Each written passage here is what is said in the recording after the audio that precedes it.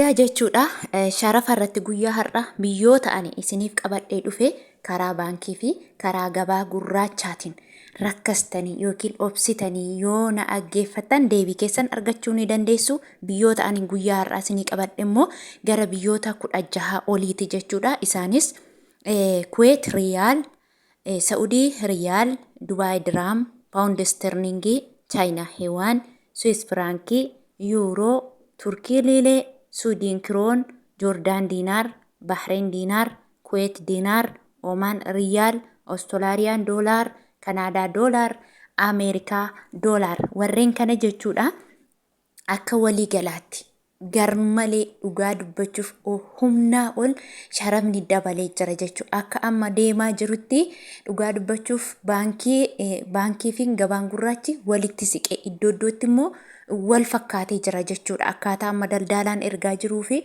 akkaataa amma sharafni karaa baankiitiin jiru wal qixxaatee jira jechuudha. Kanaaf guyyaa har'aa ani immoo karaa lacheen isinii qabadhee dhufeetiin jira. Asumaanis nagaa keessan hin daganne nagaanii fi araarri jaalalli waaqayyo lafaaf bakka jirtan goolaman daree jirtan isiniif haa baay'atu. Akkasumallee obboleewwan kiyya amantaa biraa taatanis nagaan isiniif haa ta'u. Asumaan lafa jirtanitti isiniin jechuun jaaladha. Warreen mana koof haaraa taatan sabiskiraayib godhaa gara maatii kootti dabalama. Sabiskiraayib yoo gootan nootikeeshinii yeroo hundumaa ani viidiyoo gallakkisu viidiyoo kamillee yoo hojjedhe isin bira dhufa jechuudha. Akkasumallee warri sabiskiraayib gootan immoo laayikii godha. Har'a laayikii 1,200 arguun qaba jechuudha. 2,000 arguun qaba laayikii. Qixxee viyuu sana argachuu qaba. Qixxee viyuu. Maaliif buush godha jechuudha laayikiin na kanaaf na hordofaa isiniin jedha. Asumaan egaa na dhaggeeffadha. Waa'ee sharafaa irratti jechuudha dubbii koronaa durii sana yaaddattu miti akka dubbii koronaa har'a meeqa amma torban hin geenye nuti kan sharafni akka kana haala kanarra ga'e dhugaa dubbachuuf torban otoo hin ga'iin haga hamma kana ga'e biyya keenyaaf baay'ee sodaachisaadha. Ispeeshaal keessumaa Oromiyaa baankiin har'a jechuudha. Baankonni mara adda addadha. Amma wanta yeroo sarchi gootanii mee ilaala. Sarchii irratti yoo ilaaltan doolaarri tokko Oromiyaa baankii irratti har'a jechuudha. Oromiyaa baankii irratti seelingii irratti jechuudha 113 ta'ee jira. 113 yeroo jedhu immoo akka gabaa gurraacha yeroo ergatan 113 siniin jechaa jiru miti daldalaan akkas ta'ee jira jechuudha. Dhugaa baay'ee nama sodaachisa. Akkasumallee Awwaash baankii irratti 100 ta'ee jira. 101 ta'ee jira. Adda adda hundumti isaatillee jechuudha. Egaa mee Ameerikaa doolaar irraa isinii ka'a jechuudha. Baankii daldala Itoophiyaa irraa isinii kaa'ani. Irra caalaa kan nuti fayyadamnu baankii daldala Itoophiyaa yookiin yuuniyeenii irratti fayyadamna waan ta'eef jechuudha. Ameerikaan doolaarri tokko guyyaa har'aa karaa baankii 101.14 karaa gabaa gurraacha 128.14 mee ilaalaa mee dhugaa iskeelii irratti mee ilaalaa karaa Tiwiitiriitii yeroo ilaaltan mee ilaala 128.14 shakkii tokko malee mee ilaala isan amma irra godhe suuraa kana ilaala jechuudha. Dhugaasaaf sobasaa jechuudha. Baay'ee nama sodaachisa. Inni itti aanu Kanaadaa doolaariidha.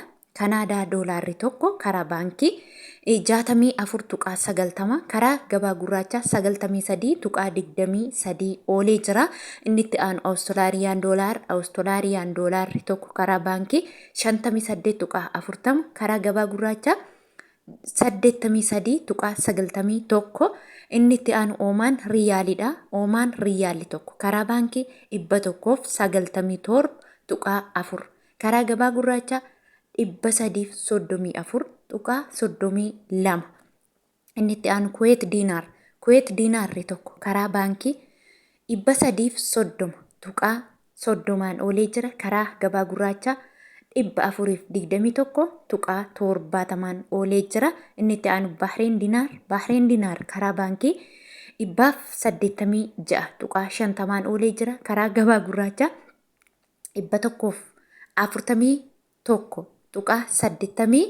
141.89 oolee jira. Inni itti aanu Joordaan Diinaaridha. Joordaan Diinaarri tokko karaa baankii 202.30 karaa gabaa gurraacha 8.86 mee ilaalaa mee joo hammanni wal qixxaatu dhugaa waaqa gabaa gurraachii fi baankii wal qixxaatee jira mee waan Joordaan kanarratti wal qixxaatee jira jechuudha. saantiba muraasa. Daldalaan immoo walqixuma isinii ergaayyuu otoo gaafattanii. Inni itti aanu Swiidin kiroon. Swiidin kirooniin tokko karaa baankii 8.9 oolee jira. Karaa gabaa gurraachaa 12.23 oolee jira. Inni itti aanu Turkii riilee. Turkii riileen tokko karaa baankii 1.89 karaa gabaa gurraachaa 3.80 oolee jira. Inni itti aanu yuuroon tokko karaa baankii basmaam 24.35 karaa gabaa gurraachaa 141.0 yookiin duwwaa jechuudha. Inni itti aanu Swiss firaankiidha. Swiss firaankiin tokko karaa baankii 117 karaa gabaa gurraachaa 5.39 ilaa asitti Swiss firaankiin tokko jechuudha. 17 karaa baankii karaa gabaa gurraacha immoo 5 ilaaltanii karaa baankii caalee jechuudha. Biyyoonni tokko baankiitu caalee. Biyyoonni tokko immoo gabaa gurraachaan caalee jira. Garuu yeroo ergan immoo daldaalonni immoo isinirraa bitanii waan ofii isaanii deebisanii gurgurataniif bu'aa nurraa tokko ishiirraa 5 argatu. Tokko ishiirraa jechuudha. Saamicha irra jira. Hundi wal saamaa jira jechuudha.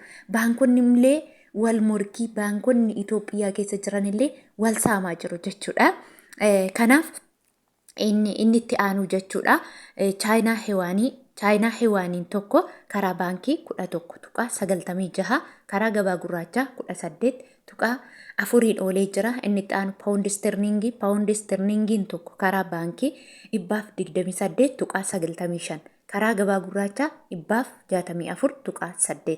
Inni itti aanu Dubaay diraamni tokko karaa baankii Oromiyaatiin guyyaa irraa Dubaay 27.40 oolee jira. Karaa gabaa gurraacha 35.0 oolee jira. Daldalaan garuu otoo gaafatan 31 siniin jedha. 32 siniin jedha jechuudha. Maaliif sinirraa buufata waan ta'eef. Inni itti aanu Saudi Arabiyaa riyaalli tokko karaa baankii guyyaa har'aa jechuudha. 26.33 oolee jira. Karaa gabaa gurraachaa 34.32 oolee jira. Garuu daldalaan akka Saudi Arabiyaatti yeroo ergachaa jirtan guyyaa har'aa birriin keessan baay'ee yoo ta'e iskeelii birriin biyya kanaa itti ergamu birriin Dubaay Saudii itti ergamaa jiru Saudii riyaalli jechuudha. Tokkoon isiniin ergan akka iskeelii irraa ilaallutti 34.32 garuu warri isinii ergan immoo birriin keessan baay'ee yoo ta'e 30 isiniif hirra birriin keessan xiqqoo yoo ta'e garuu 32 isiniif hirra jechaa jiru. Kana jechuun fakkeenyaaf 5,000 ol yoo qabaatte mee example 5,000 yoo jenne 5,000 baay'isu 1,000 hiruu 30 jetteeti kaalkuleetira jala yeroo argaltu alatuul argatta. Darbee immoo warri birriin keessan xiqqoo yaani 2,000 1,000 qabdan immoo jechuudha. Fakkeenyaaf 2,000 baay'isu 1,000 hiruu 32 kaalkuleeta jala yeroo galtan ni argattu. Sirriitti jechuudha. Maaliif isiniin ergan akkaataa gabaan jirutti isiniin ergan isaan. Tokko isheerraa 2, 3, 4 hanga 5 buufatanii malee jechuudha. Maaliif hin daldalu sirraa bitu nama biraatti geessanii gurguru hanga nama 3tu gurguru jechuudha. Akkasinii galuuf jeen ani irra deddeebi'ee dubbadha jechuudha. Akkasumallee Kuwait riyaalii Kaatar riyaalli tokko karaa baankii 26.80 karaa gabaa gurraacha 35.41 kanaan oolee jira. Guyyaa har'aa jijjiiramni yookiin immoo sharafni guyyaa har'aa kana fakkaata jechuudha. Baankota hundarra yeroo sarchi gootanii ilaaltan Nigdi baankii irratti, Awaash baankii irratti, akkasumallee Sinqee baankii irratti, akkasumallee Wagaagen baankii irratti baankonni mara baankota hedduutu jira. Darbeellee baankiin amma akka mootummaan eeyyamee jirutti NGO yookiin immoo baankiin dhuunfaallee banamee jira jechuudha. Eeyyamamee jira. Baankiin dhuunfaa cufamee ture gizee dura. Garuu amma baankiin dhuunfaa banamee jira. Baankiin dhuunfaa, baankiin mootummaa, baankoleen mara jiranillee gabaa argachuudhaaf namni kamillee uuma waggaa irratti bu'aa buusan baankonni bu'aa buusan dorgommiif hin qophaa'u jechuudha. Kanaaf baankonni baankiin irra caalaa bu'aa buuse, baankiin galii irra caalaa hawaasa tajaajile, baankii kam jedhameetu uuma waggaa irratti iskeeliin isaanii kennama waan ta'eef isaanis wal dorgomanii kootu ani kanaasii jijjiira jechaa jiru jechuudha. Amma otoo boolee eerpoortii deemtanii si kadhatu kootu birrii jijjiirra akkasii asitti jijjiirra unnasii akkasii asii jedhanii jechuudha. Kanaafiyyuu baankoliin wal dorgomaa jiru. Yeroo Google irra sarchi gootan iddoo tokko fakkeenya 25 yoo ta'e isa tokko bira yoo haqxan 27 isa tokko bira 30tti akkasitti adeemaa jira. Isinii galeera yaadni kiyya je'eetiin yaadaa jira. Kanaaf laayik godhaan jajjabeessaa isin immoo ani immoo jijjiiramni yeroo ga'u guyyaa tokkoon guyyaa lamaan haala naa danda'ameen isin biraan ga'uuf qophiidha isiniin jedha isin jaaladha isin kabaja hordoftoota kiyya. Baay'ee na jajjabeessitu waaqayyo guddaa sinaa eebbisu naa eebbifama naa jiraadha akka ani hamilee godhadhee itti fufeetiin yeroo kiyyallee aarsaa godhee dhugaa nama dadhabsiisa hin barreessitaa aqxees keelii baaftaa hin barreessitaa nama biraan ga'uudhaaf baay'ee salphaa garuu viidiyoo bantee dhaggeeffattee laayikii tongo hin dabarte cubbusii ta'a dhugaa isiniin jechuu barbaada kanaafiyyuu laayikii naa godhaa laayikii ma barbaada nagaa naa ta'a isin jaalla.